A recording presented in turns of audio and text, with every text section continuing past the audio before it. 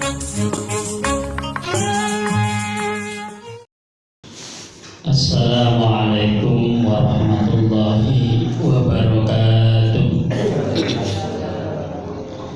Alhamdulillahilladzi wa kafa sholatan wa salaman ala rasulihil mustafa sayyidina wa maulana Muhammadin wa ala alihi wa ashabihi ahli sidqi wal wafa wal karam. Qala Allah ta'ala fi kitabihil karim, a'udzu billahi minasy syaithanir rajim. Bismillahirrahmanirrahim. Ya ayyuhalladzina amanu taqullaha wal tanzur nafsum ma qaddamat lighad wattaqullaha innallaha khabirum bima ta'malun. Sallallahu alaihi. Yang terhormat Bapak Camat Anjatan beserta segenap anggota tim Bersuling Kecamatan Anjatan, Bapak Guru Anjatan beserta staf, para Bapak Ibu jamaah Mushola An-Nur yang dimuliakan Allah Subhanahu wa taala.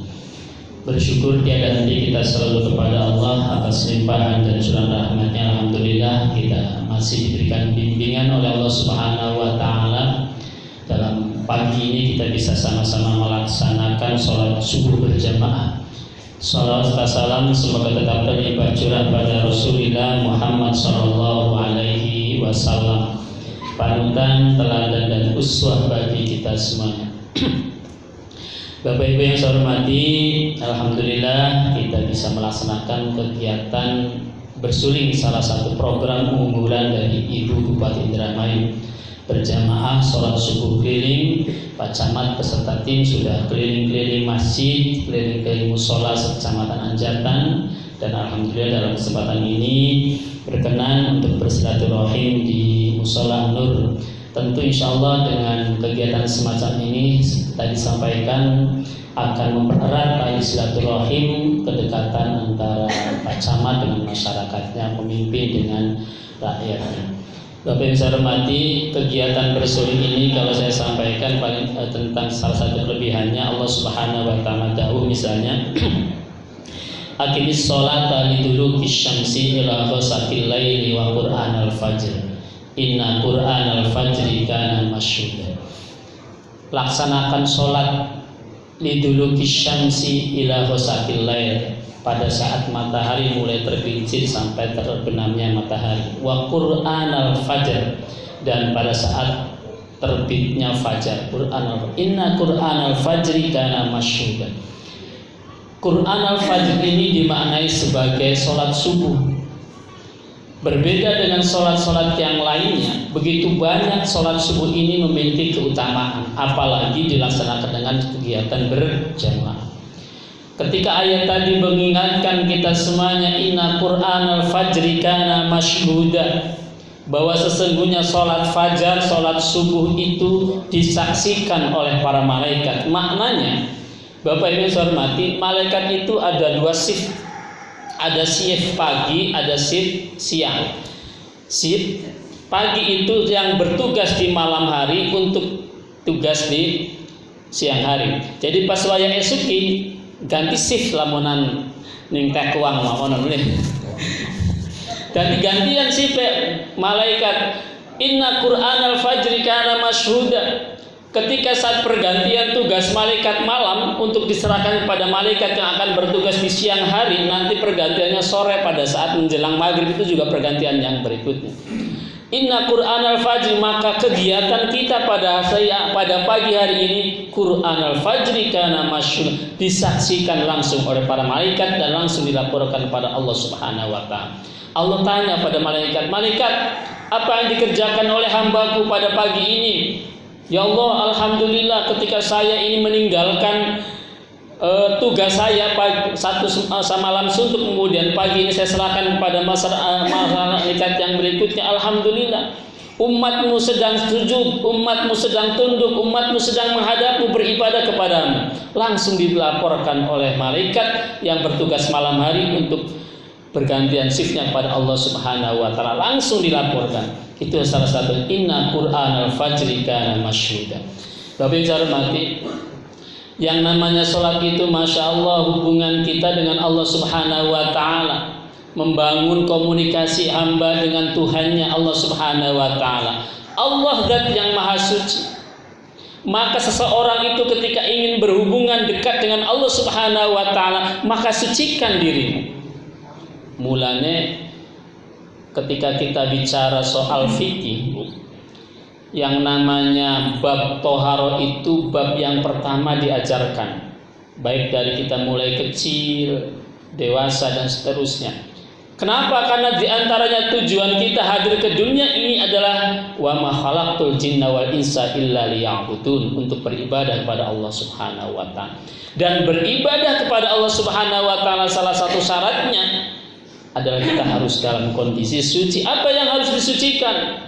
Pakaian kita, tempat ibadah kita, badan kita. Lebih dari itu apa lagi? Hati kita.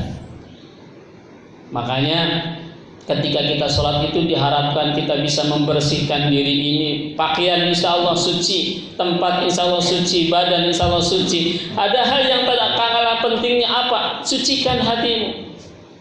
Ketika kita mengucapkan Allahu Akbar, mungkin ya belum kelasnya kita kalau harus sampai khusyuk. Untungnya para ulama tidak mensyaratkan khusyuk itu sebagai syarat sahnya sholat, Bu.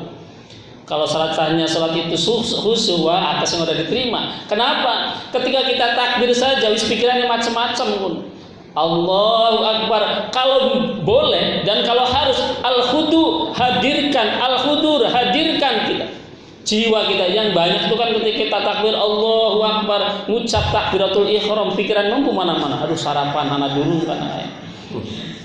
Engkau kerjaannya akeh temen dan sebagainya. Kita belum mampu menghadirkan itu. Untungnya mau kan khusyuk khusyuk tidak dijadikan sebagai syarat sahnya sholat. Tapi memang kalau memang kita ingin menyatukan diri dalam sholat kita, yang pertama adalah al-hudur, hadirkan jiwa ini ketika kita takbiratul ihram minimalnya bahwa kita sedang menghadap Allah Subhanahu wa ta'ala. Kemudian al-hudur, rendahkan dirimu di hadapan Allah Subhanahu wa ta'ala.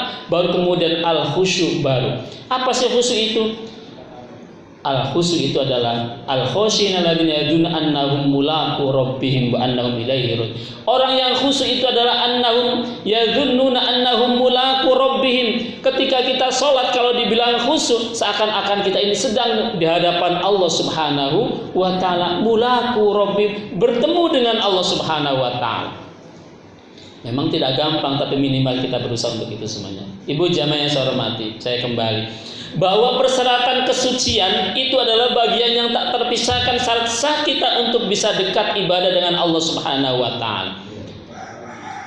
Pakaian kita, tempat kita, badan kita. Tadi Pak Camat sudah sampaikan terkait dengan masalah kebersihan. Maka benar kalau Islam itu mengajarkan kita semuanya an-nadzafatu minal iman. Kebersihan itu adalah sebagian dari refleksi keimanan seseorang. Bayangkan kita sudah diajarkan setiap waktu ketika kita ingin menghadap Allah Subhanahu wa ta'ala, minimalnya Bapak berapa kali? 5 kali minimalnya. Kita harus mensucikan diri, pakaian kita, anggota tubuh kita, tempat kita, tentunya akan terefleksikan. Kenapa? Mungkin dengan wudu ini, mulut ini yang mungkin berkata banyak kita menyakiti orang, menyinggung orang, melukai perasaan orang. Dengan wudu alhamdulillahirabbil alamin kita basuh. Ketika kita berwudu, maka rontoklah dosa-dosa yang pernah dilakukan oleh mulut ini. Kita basuh tangan kita, maka dosa-dosa pun yang pernah dilakukan oleh tangan ini dengan wudu itu akan rontok. Kita basuh muka kita, mungkin kita muka hadapkan pada hal yang tidak benar, mata kita pandangkan, arahkan pandangnya kepada hal yang tidak semestinya, mulut kita mungkin kita ucap dan sebagainya, kaki dan sebagainya, semua anggota tubuh kita dalam seharian bisa jadi hal-hal yang tidak selaras dengan ajaran Allah Subhanahu wa ta'ala. Tapi dengan wudu kita bersihkan, kita rontokkan dosa-dosa kecil kita yang pernah kita lakukan melalui anggota tubuh kita. Bayangkan 5 kali dalam sehari, subuh, zuhur, asar, maghrib, isya, minimalnya 3 kali mensucikan kita.